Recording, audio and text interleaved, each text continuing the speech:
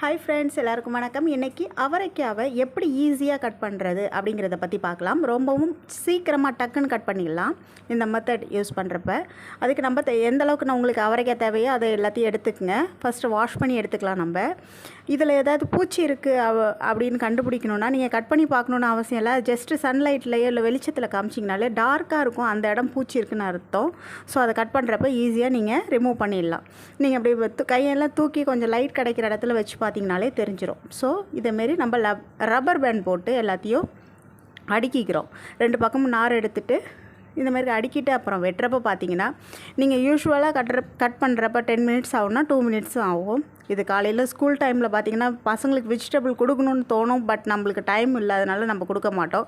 Most potato fry இந்தமாரி தான் பண்ணுவோம், எக்கு இதுமாரி கொடுப்போம். ஸோ ஸ்கூல் டேஸ்லேயும் ஆஃபீஸ் டைம்லேயும் நம்ம இதைமாரி டக்குன்னு சமைக்கலாம். இந்தமாரி கட் பண்ணுறப்ப டக்குன்னு முடியும். ஸோ உங்களுக்கு எந்த வித கஷ்டமும் இல்லாமல் நீங்கள் பண்ணலாம். ஸோ இந்தமாதிரி கட் பண்ணி எடுத்துக்கங்க, ரொம்பவும் யூஸ்ஃபுல்லாக இருக்கும். இது அவரைக்காய் மட்டும் இல்லை, பீன்ஸ், கேரட் கூட நீங்கள் நல்லா பொடிசாக வேணுன்னா பொடிசாக நல்லா ஃபஸ்ட்டு கீறி எடுத்துகிட்டு அதை ஒரு ரப்பர் பேண்ட் போட்டுட்டு அதுக்கப்புறம் கட் பண்ணிங்கன்னா இதேமாரி ஈஸியாக கட் பண்ணிடலாம். இப்போ பார்த்திங்கன்னா ஃபஸ்ட்டு ஒரு பக்கம் வெட்டிட்டு அப்புறம் ரப்பர் பேண்ட் இருக்கும். ஸோ திருப்பிக்கிட்டு அடுத்த எட்ஜஸ்லேருந்து கட் பண்ணிங்கன்னா கரெக்டாக இருக்கும். ரொம்பவும் ஈஸியாக முடிஞ்சிடும். வெண்டைக்காய் கட் பண்ணுறப்பையும் பார்த்திங்கன்னா இதேமாரி நீங்கள் கட் பண்ணலாம்.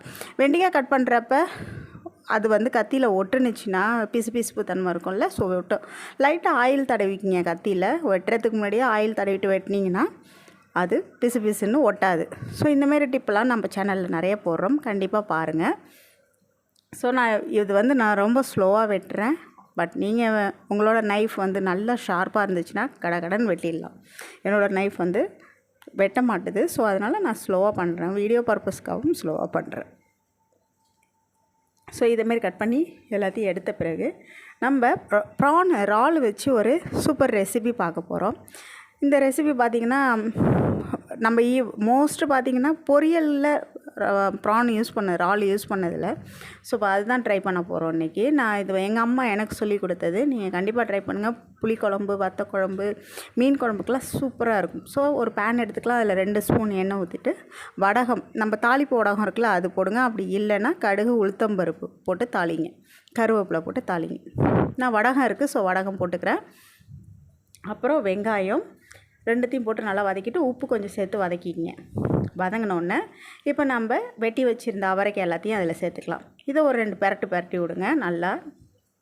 நல்லா கிளறி விட்டுட்டு இதுக்கப்புறம் நம்ம என்ன சேர்க்க போகிறோன்னா மஞ்சள் தூள் 1 ஸ்பூன் சேர்த்துங்க. அப்புறம் தனி மிளகாய் தூள் அது 1 ஸ்பூனு, உங்கள் காரத்துக்கு தகுந்த மாரி சேர்த்துக்குங்க. இது 2ம்.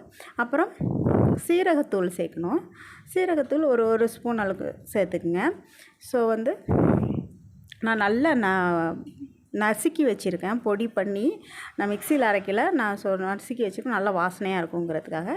ஃபைனலாக நம்ம இறால் எடுத்து வச்சுருக்கோம்ல அதை போட்டுட்டு நல்லா கிண்டி விட்டுட்டு கொஞ்சமாக தண்ணி வேவறத்துக்கு தகுந்த அளவுக்கு, ரொம்ப அவரைக்காவுக்கு தண்ணி தேவைப்படாது. ஸோ லைட்டாக ஊற்றினாலே போதும். ஊற்றிட்டு நல்லா கிண்டி விட்டுட்டு உப்பு கரெக்டாக இருக்கான்னு பார்த்துட்டு மூடி வச்சுட்டு ஒரு 2 நிமிஷம் தான் பார்த்திங்கன்னா வெந்துடும். ரொம்பவும் சீக்கிரம் வெந்துடும். இந்த ரெசிபி கண்டிப்பாக கிட்ஸுக்கு ரொம்ப பிடிக்கும். இது எங்கள் அம்மா எனக்கு சொல்லி கொடுத்தது. நான் இது வரைக்கும் இந்த ரெசிபி நான் எங்கேயும் சாப்பிட்டதில்ல. நீங்கள் சாப்பிட்ருந்தீங்கன்னா எனக்கு கமெண்ட் பண்ணுங்கள். ஸோ ரொம்பவும் டேஸ்ட்டாக இருக்கும். இப்போ நல்லா வெந்துருச்சு. ஃபைனலாக நம்ம தேங்காய் துருவல் சேர்த்துக்கலாம். இது உங்களுக்கு பிடிச்சிருந்தா சேர்த்துக்குங்க. ஆனால் சூப்பராக தேங்காய் துருவல் சேர்த்தா நல்லா டேஸ்ட்டாக இருக்கும். சில பேருக்கு தேங்காய் பிடிக்காது, தேங்காய் வேணாங்கிறவங்க ஸ்கிப் பண்ணிடுங்க. அப்படியே சர்வ் பண்ணிக்கலாம்.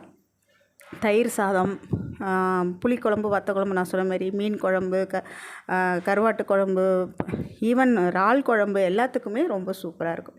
ஸோ அவ்வளோதான், நம்ம ரெசிபி ரெடி ஆகிடுச்சு. அப்படியே சர்வ் பண்ணி சாப்பிட வேண்டியதாக. சும்மா சாப்பிட்டாலுமே அவ்வளோ சூப்பராக இருக்கும். அவரைக்காய் ரொம்பவும் நல்லது, இப்போ நிறையவே கிடைக்கிது.